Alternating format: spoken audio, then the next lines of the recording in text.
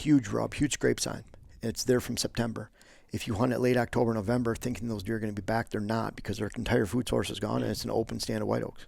And so, very deceiving sign. And so that would be a pattern where set a camera on it, the acorns are falling, they're hitting it, around September 20th, and that, and then you see that sign and activity and trail cam pictures just drop off drastically by October 10th, and then so you're just hunting that window. But so yeah, during the rut though, I'm just right. This is that movement. This is a historical sign.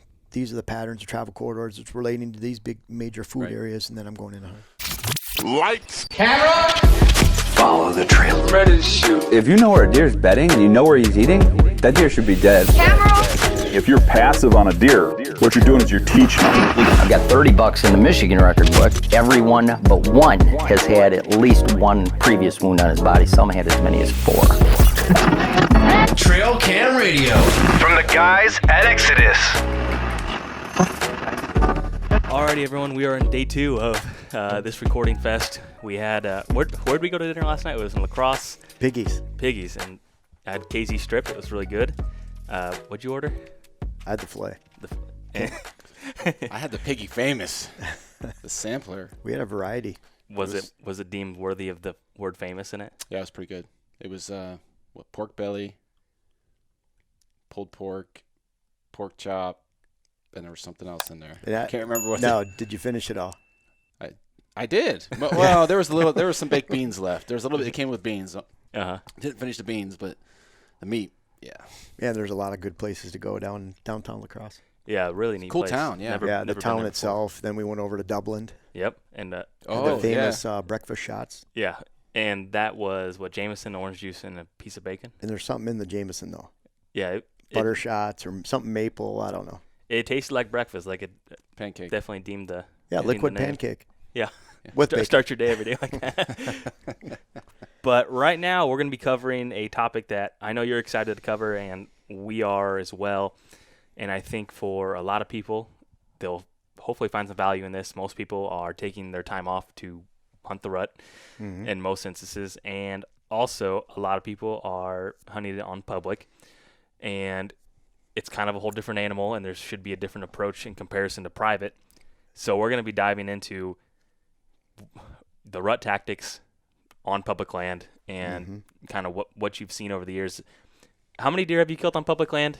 I would say bucks wise, and this is Pennsylvania, Ohio, and Michigan. That would be roughly 25. Yeah, something like that. So I think there's always a misconception with people who put out a lot of content that they're hunting perfect manicured farms at all times and have 500 acres of a lease. That's not the case, and a lot of these deer that we're sitting in front of are not subjects of that type of scenario. In fact, about half of these were shot from 30-acre chunks of cover or less. Yeah.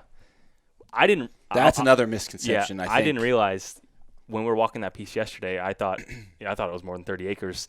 Yeah, with the hillside. Yeah. Yeah, with the topography. Yep, and I was surprised by that, and there's a lot of people that can relate to hunting 30-acre parcels across the nation, so I think that's... Oh, definitely. And even my clients, I get paid to go and design whitetail properties around the country, and on a given year, my average client has about 100 to 110 acres. I have some that have been up to 4,000. Quite a few in the hundreds every year, but about half my clients every year are 60 acres or less. Yeah. So about, roughly 50%. And then the bigger ones bring up the average a little bit, but you're looking at, and really a small property in that case is anything that doesn't encompass the daily lives of deer herd. But what's interesting, we're going to talk about public land, but the concepts that work on small private parcels are the same concepts that work on public land. So the deer movement's the same, they relate to each other, saying the balances of size and space are a lot larger. Of course, there's a lot more work on public or private land, a lot more boot time on public land. So, and of course, different strategies, but it all relates back to the same things. So, absolutely, same concepts. Give and take on both ends. So, I guess let's just dive right into the topic and kind of walk us through your strategies on picking a parcel to hunt during the rut, and I guess just walk us through the calendar if you have to on when you're prospecting different pieces of public, and what is your approach to hopefully tracking down a trophy buck on a particular piece of public. And that's it. Of course, that opens a can of worms. But, the most important thing to do is you have to narrow down a tactic that relates to the public land chunk that you're hunting.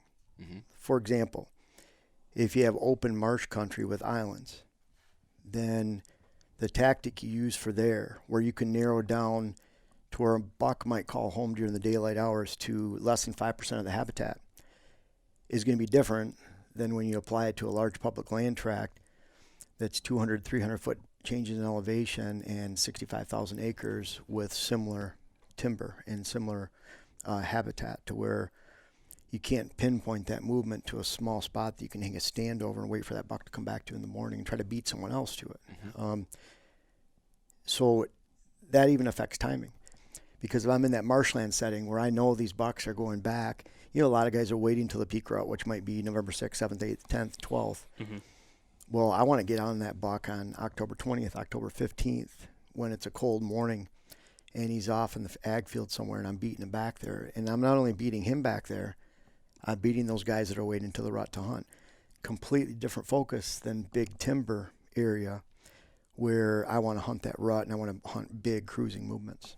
I don't want to hunt a bedding area because he might never visit it during the rut. That might have been his bedding area for October, for December, but it doesn't relate to the rut at all. So really different tactics and different timing. And so that's why if you have different types of habitat, different states you can hunt in, then you can really focus on the timing that relates to that tactic in that area, and then you can move on to another spot. And that's what I'd prefer to do. You don't want to have all the same type of habitat groups if you're hunting big open hill country that might apply to big hardwoods in West Virginia, Kentucky, Ohio, southern Illinois, southern Indiana. You don't want to have all those going on at the same time, because which spot do you hunt? Right. And so, you can stagger your hunting if you want to. That frees up time. You're not taking big multiple chunks of time off. You can do a day here, a day there. Fits in with your schedule a little bit more. So I think that's the first step, if that makes sense. Not every tactic relates to every area, and that's so important, because you'll see the hot tactic of the moment, and there can be a lot of frustration trying to put that square peg in a round hole in the wrong location. Yeah, because we were talking at breakfast. Necessarily, in your experience or in your thoughts, looking for beds in the summer to hunt during the rut is not necessarily the best tactic, or it can be kind of diminishing. Many wasted hours over the last couple of years, but not if it's in the right location. Right. The difference between marsh bedding or swamp bedding and then bedding Versus like hill country, big woods, the two.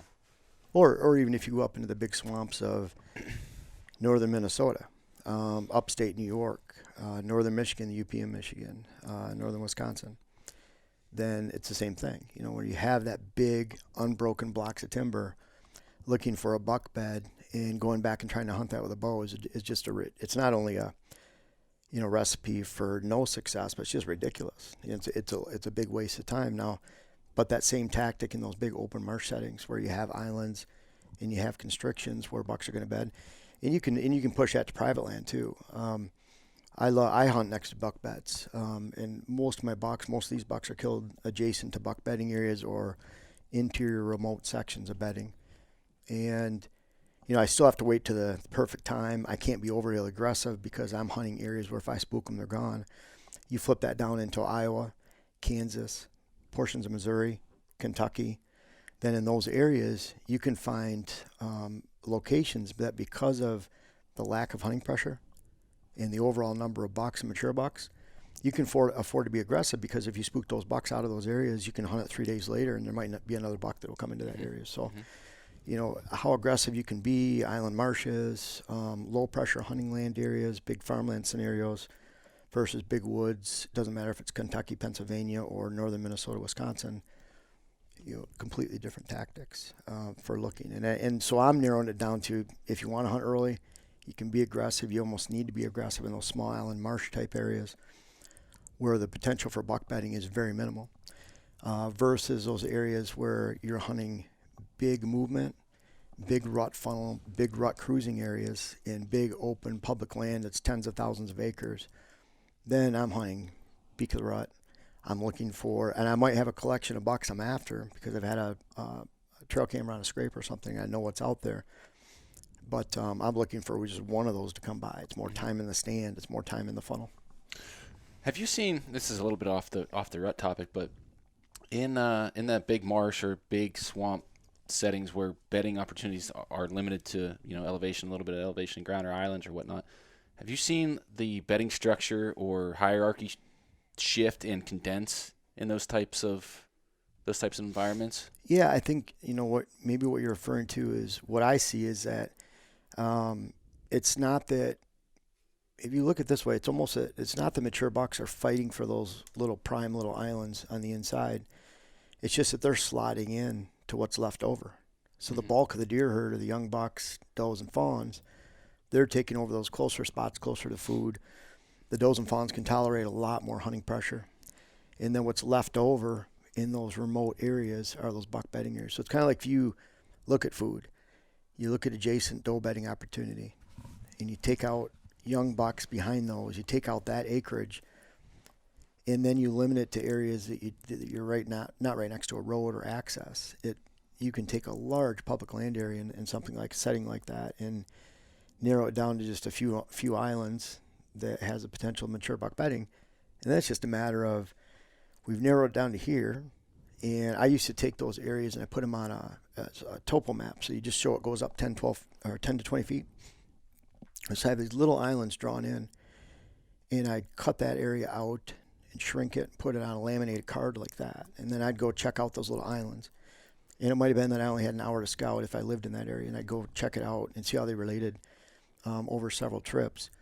And then you're only looking for the areas that have old buck sign, historical buck sign. That narrows it down to a few islands, and you've got it.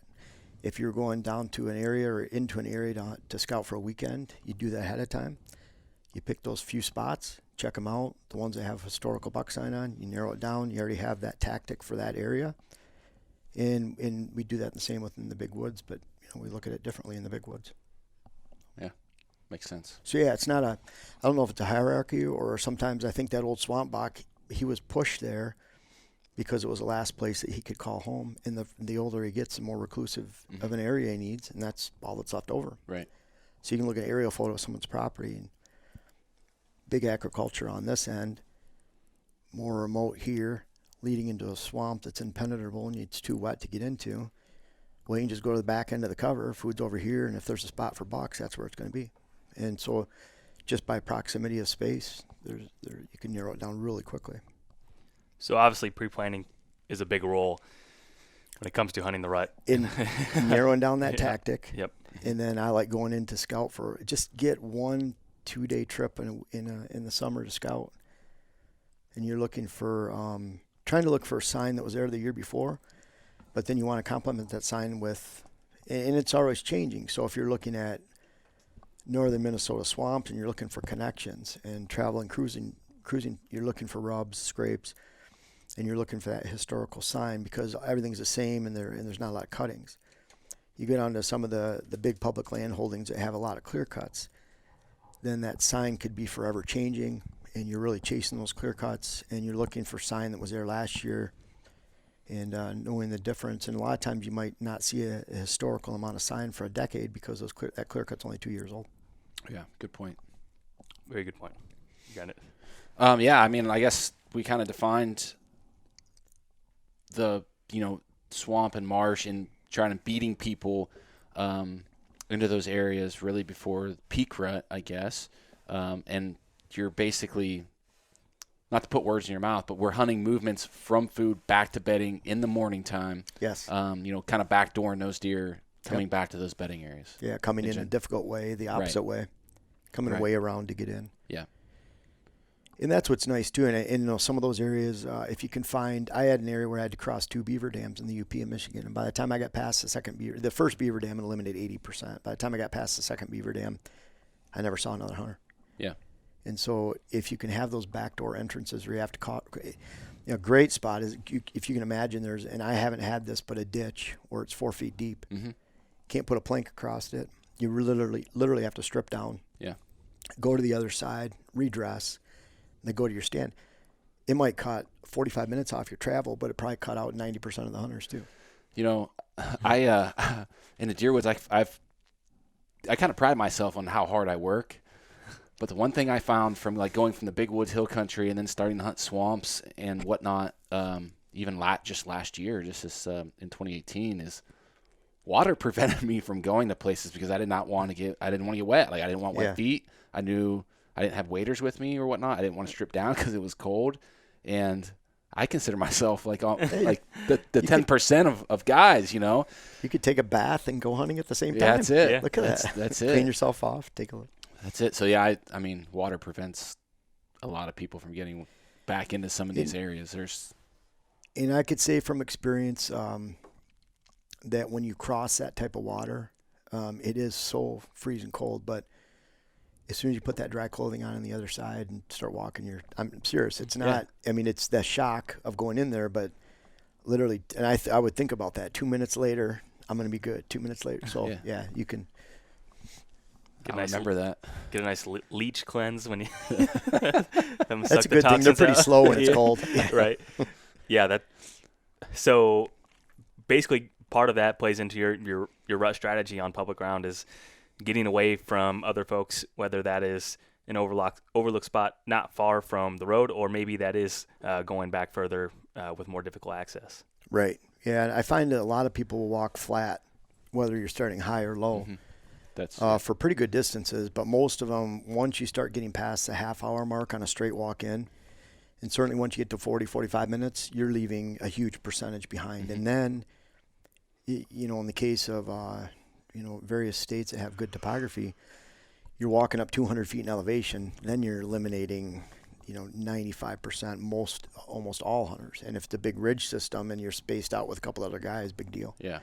The ones that you get back there, typically they're not going to want to be on top of you anyway, or vice versa. So, very few want to walk that far. Mm-hmm.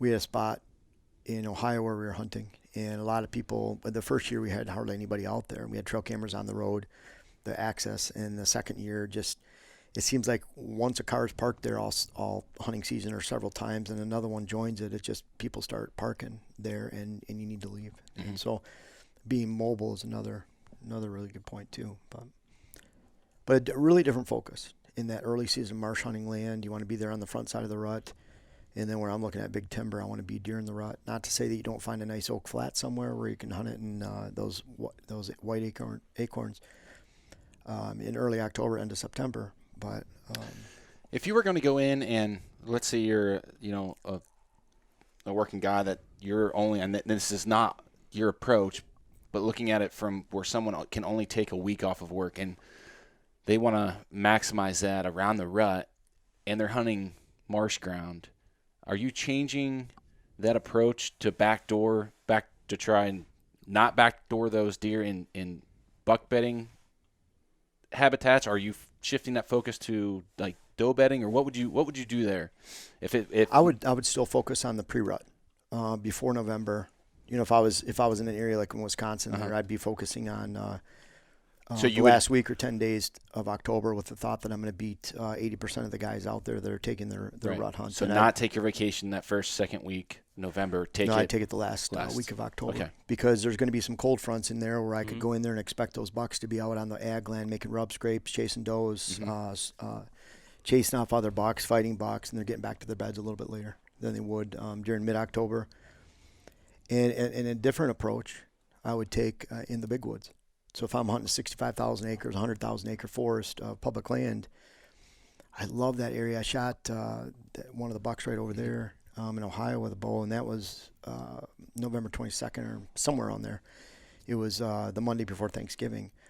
That is an awesome time to be in the woods, and you probably experienced that too, where everyone's taking the first 2 weeks off of November, week off, 2 weeks, or hitting those 3 weekends. But then when you get into the 15th through the 20th, that's when I'd take my time off. The problem is that coincides with a lot of gun seasons. Yeah. So if you're like me, there's many gun seasons I've sat with my bow on opening day. I love to hunt with a bow.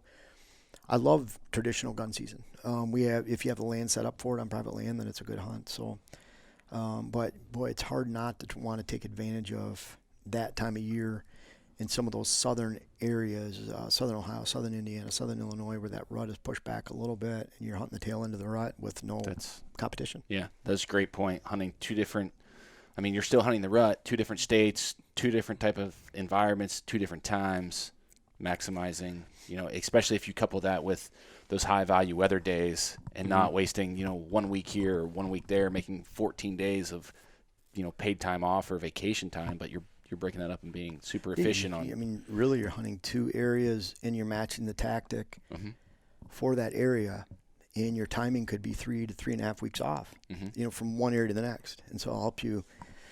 Then if you're a person with, again, I'm not going to take a week off just because of work. I mean, this is what I do for a living. I can hunt anytime I want, but I still have to be productive during hunting season as far as a work standpoint. But then I can choose, okay, during this week, here's 2 or 3 days I want to key on because of the weather. And you can see that a week and a half out. And then fast forward 3 weeks later, 3.5 weeks later, I'm doing the same. And so, and it's worth it waiting till that time, hunting just the perfect weather. And of course, I like being away from people. So I just, that's the one thing on public land that's so nice, is that if you can find an area that's pretty remote and it takes a lot of work to get into, then you could almost have more control of your outcome on that public land piece than you can a small private piece, because you don't have to worry about neighbors. There's less variables to, I'd agree with that. So let's look at those big wood settings. You've kind of identified that in the southern portion of Ohio, southern Indiana, southern Illinois, big woods, hill country, you've identified that, your focus would be the later part of November, like the 20th to the 25th, the 15th through the 21st, 25th. Somewhere in there. Yeah, definitely. Okay. And that's what our trail cameras have shown. That by the time you get into the first part of December, it's really starting. But by the time you get into mid-December, it's really shut down. Interesting. Okay. How are you using your trail cameras in those big wood settings? Are they terrain features, edge habitat, I would assume? For one thing, they're right by our stand locations. Okay. I mean, right next to it. So I want to know what's going on in that stand location. And I'm using them on big terrain features of movements and funnels. So I love hills, because hills dictate that 90% of the movement is in 10% of the cover or 20% of the cover because of the lay of the land. So I love those flat benches, those interior benches, saddles, hidden locations where they're not exposed right up on top to the wind, maybe an interior bench, but they're long movements between clear cut, between diversity of habitat, between a bottomland and swamp and hardwood hill country. Those locations in between where you're looking for the ultimate level of diversity and browse. So you are looking for a little bit of structure there in those big wood settings, and then identifying the travel between. That's the key. Definitely. That's the key there. Yeah, it could be clear cuts. It could be change of habitat, drastic change of habitat. And that's what, if you're looking at a big area that's 10,000 acres and it's all hardwoods, by the time you take out all the common area and you take out all the hunter access points, and then you look for the perfect terrain features that are flat benches, large flat benches, long running benches, bench points, saddles. You take out all the really steep areas where deer just aren't relating to, other than the flats on the top and the bottom of them. You take out some of the steep draws, you're not left with many acres left. Right. Just in a random big hilly section. And if you throw in a couple clear cuts, within a several mile area, then you can really narrow it down. Roughly how many cameras are you running on how many cameras do you run on public land typically a year? For me, it'd be if it's in a bow season. So I'm looking at, and let's kind of back up a little bit. I'm looking at okay, I want to hunt this area of this public land, and I can see these clear cuts, I can see these points, I can see these benches, I can see this access. So I can look at all that and say, this makes sense that if we're hunting that point right there, and a lot of times you're flipping back and forth between aerial photos and topography, and you're looking at the latest aerials for clear cuts, and then you're flipping over to topography. Sometimes you can use Onyx maps, and they have really good hybrid overlays where you have the topography, and I use that a lot for client lands. Really cool feature. So I'm looking at all that, and you're getting a guesstimate that this spot should be a good spot. So it might be that I'm narrowing down this entire area, and it's a little bit live and die, but it's you're looking at that big area and you're narrowing it down to 10 or 12 spots, and then you're taking a weekend of 2 days just to scout those 10 or 12 spots. You're narrowing it down to 5 or 6. I'm putting a camera in each location. So in that case, 5 or 6, because I'm not going to go down and have 20. Again, I'm looking at like I have a weekend to scout, and then I'm going to go down and hunt this, maybe 2 or 3 times for 2 or 3 days each. That's it. Yeah. And so I'm looking at, like, I don't, for me personally, if I'm going to drive even 400 miles or 300 miles or 700 in the case of Ohio, then, I'm looking at, like, I want to pick one weekend to scout. I want to narrow it down to those 10 or 12. Then from there, narrow it down to 5 or 6, and then I'll put a camera on them. And then we might come back and hunt acorn time, early October, cold front, feeding time. And we're primarily going down there to pull cards, see what bucks are in the area, and then we're setting up for our couple rut hunts. And so that's the system that works for that area, and we're looking at long-range cruising movement. We're not focusing on our bedding area because, it's a needle in a haystack. It's not a good tactic on those big areas. And we're not really focusing on a specific food source. We're looking for deer in the area because of this. And then we're looking for those big long-range movements with the thought that in bigger timber, bucks move a whole lot further than they do in a small, scattered, really fragmented ag area where they're more locked into certain spots, because if they expose themselves during November out in the fields, they not to say they never do that, obviously, but they move a lot further in those big. And that's where a lot of the deer science for buck movement, I had a YouTube video out about that. It's great deer science, but very poor application for small parcels, because it shows that those bucks move miles during the rut, during the daylight. But those studies are Penn State University out in the big public land or southwest area or southeast, big private land holdings where it's not fragmented by high quality food and hunting pressure and different types of habitat features and landowners.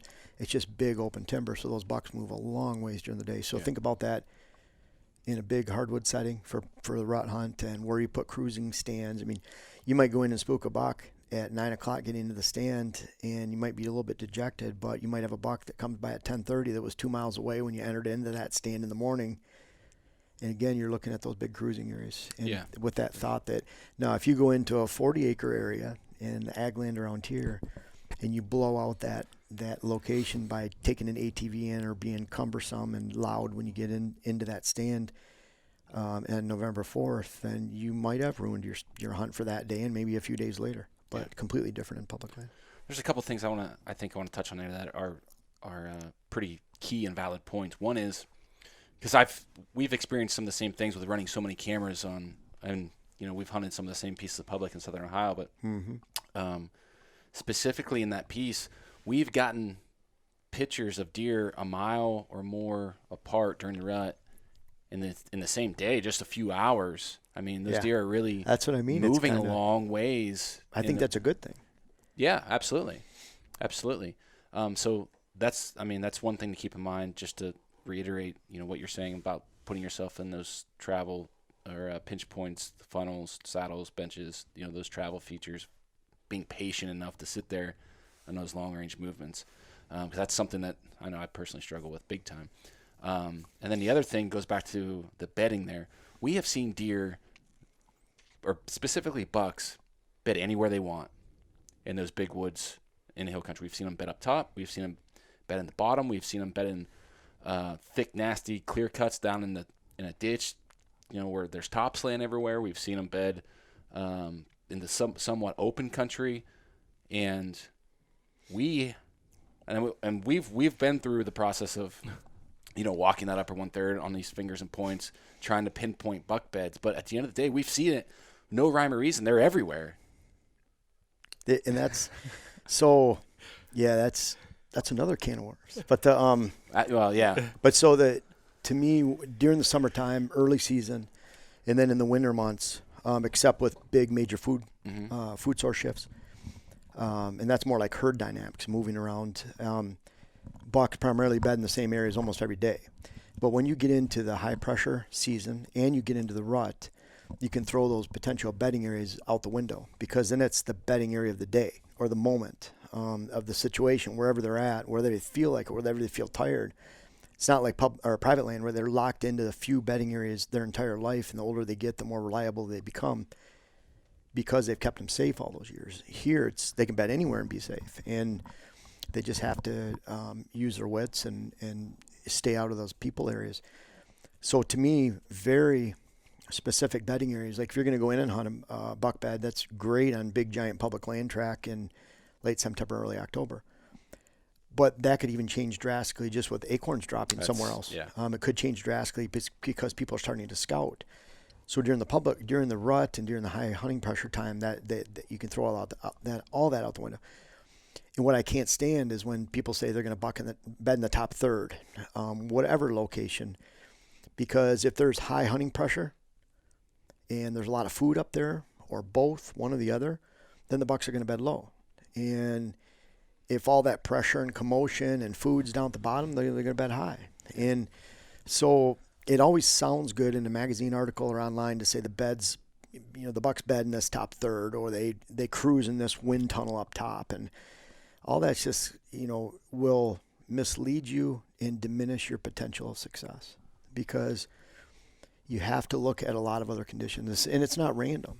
There's a reason they're bedding down the bottom. There's a reason they're bedding up top. There's a reason they're cruising on this line.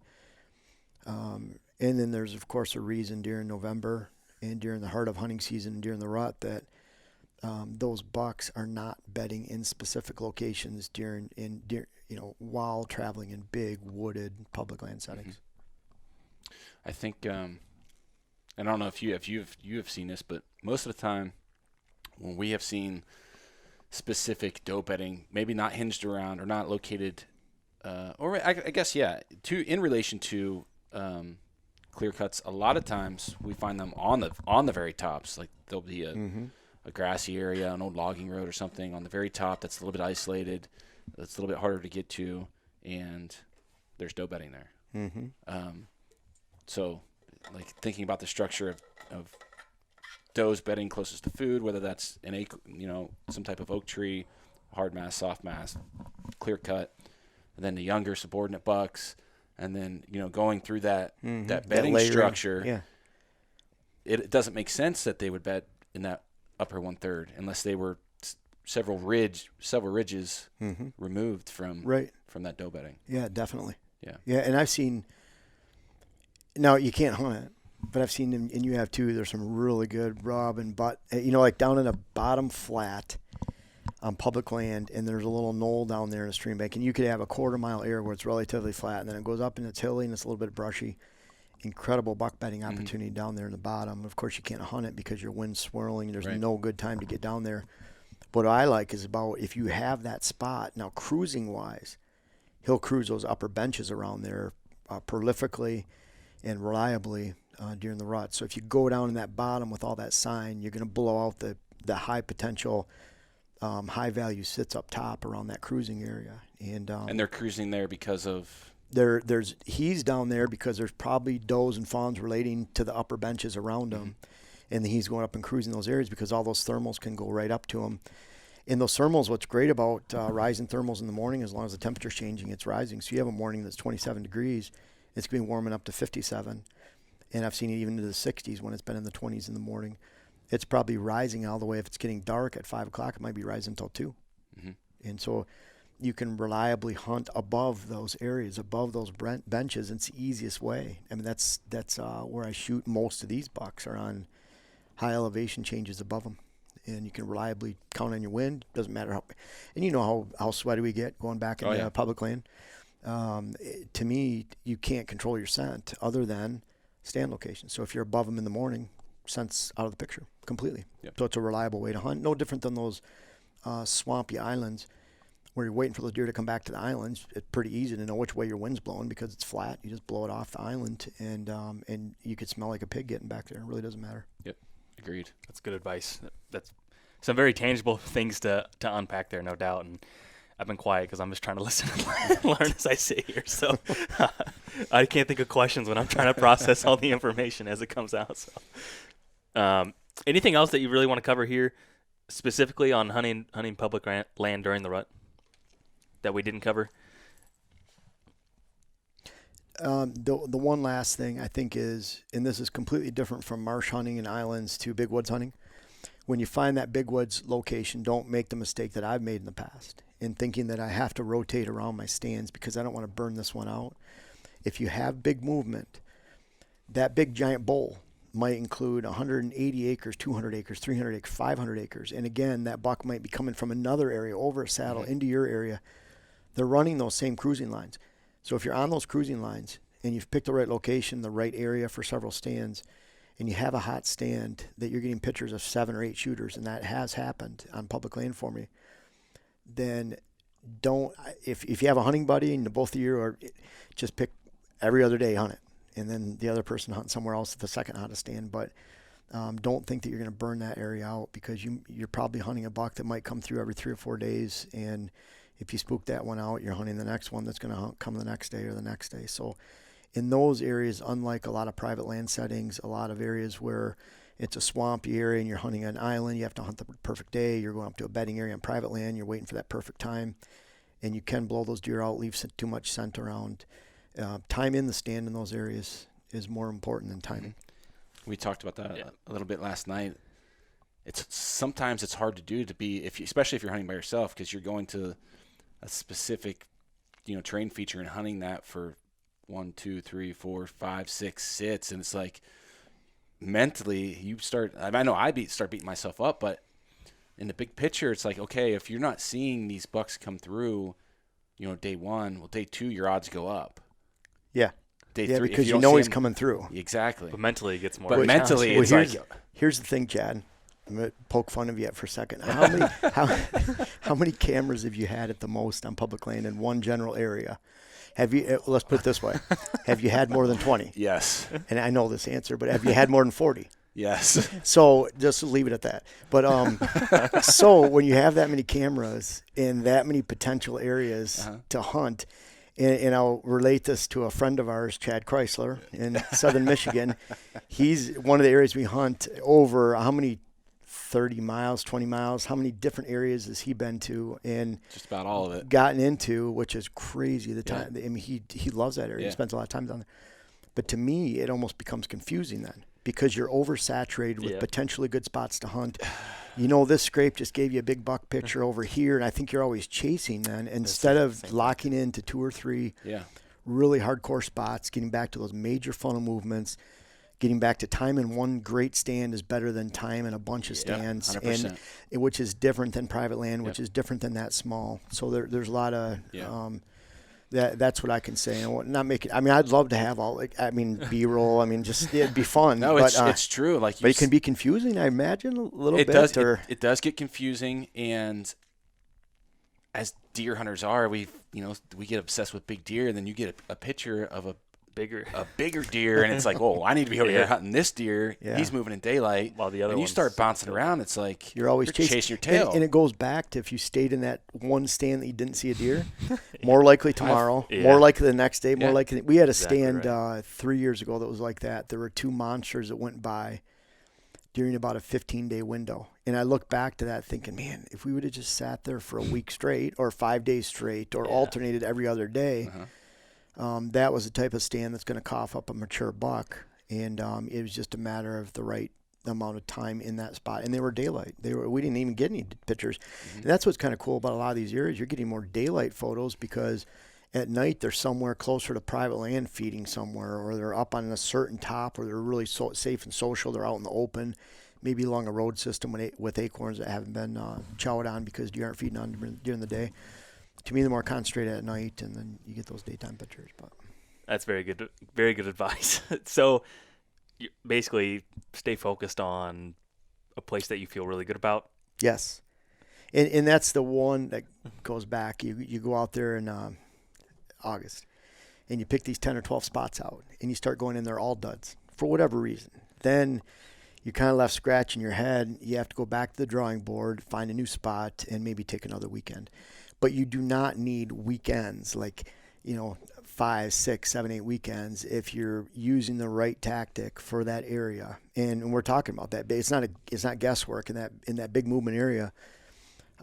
Big hardwood setting, you're looking for younger clear cuts. You're looking for hard to get to places, terrain features that are too steep that they push out deer.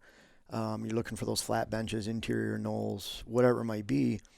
Once you narrow it down to those and you're getting away from people, then if you follow those tactics for that area, even the island marshes, just narrowing it down to those few islands that have mature buck sign, historical buck sign, where you're looking for more year-old, 2-year-old sign at the most in those big wood areas with clear cuts. So, are you using the data from trail cameras historically in some of these topography features and those long-range movements to look at? Okay, here's a 10-day window where 4 different mature bucks came through with this type of weather, and then try to match that into this calendar year? I mean, are you looking at things in that manner from I'm from looking trail at cameras? more presence of mature bucks.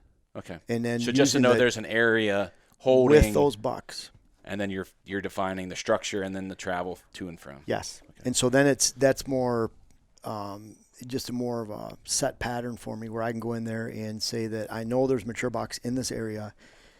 I know that that they'll move on this bench, this saddle, this point, this bench, and then I'm putting those cameras out there just to let me know what bucks are in the area and if they're there. Mm-hmm. And then of course that usually matches up with scrape or rub sign too. Mm-hmm. You know, a lot of those great perennial scrapes. And if I have that sign in those rubs and I don't have a lot of people and I know I've already picked where they should move and it makes sense and I have old trails going through, then I'm just hunting the weather in that area, or I'm going in and just putting time into a certain area and knowing that something's going to come by at some point. Now I know there's areas where when you get into winter feeding movements, where like in areas where they're hitting greenbrier more and they're over shifting as a herd over to a certain area, then you might see that where you're seeing a lot of buck activity here in December, but it's not there at any other time of the year, and that can go the same case for when acorns are falling, especially white oak in September.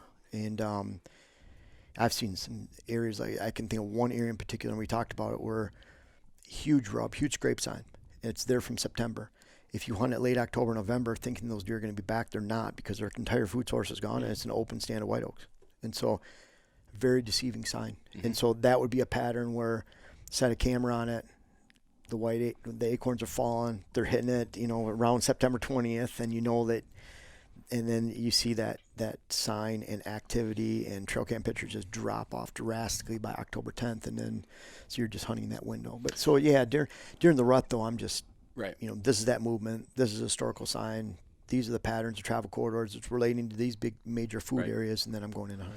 Well, I think that's a good point though. Is I think sometimes guys are so apt to like bounce cameras back and forth. Like if things dry up for maybe, like if they set a camera up there in September, then they're not getting pictures or moving it to a different location. Sometimes I think people are better off leaving a camera in a location and gathering enough data for the entire hunting season to For get good it. or bad. Yeah, exactly. yeah.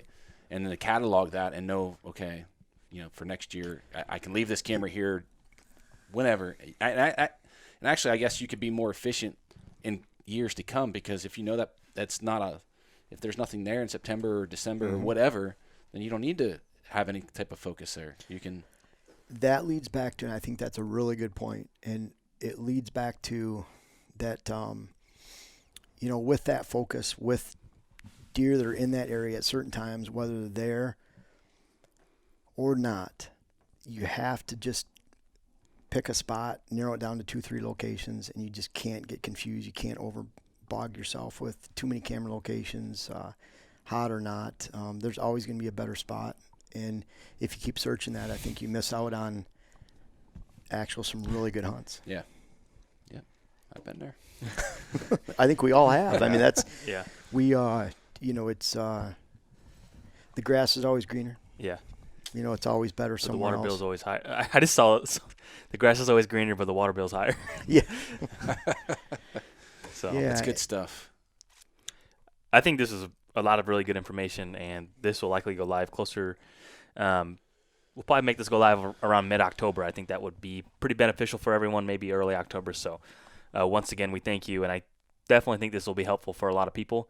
Hopefully they can implement this into this upcoming season, and then also build on it and get more experience in this particular space. Yes, and I'll add one thing in closing. Putting that camera in that location and there's no deer. Putting in that camera in that location, there's a lot of bucks. You can't just take that at face value always, and it doesn't matter if it's a habitat improvement that's working or not. You have to always ask why.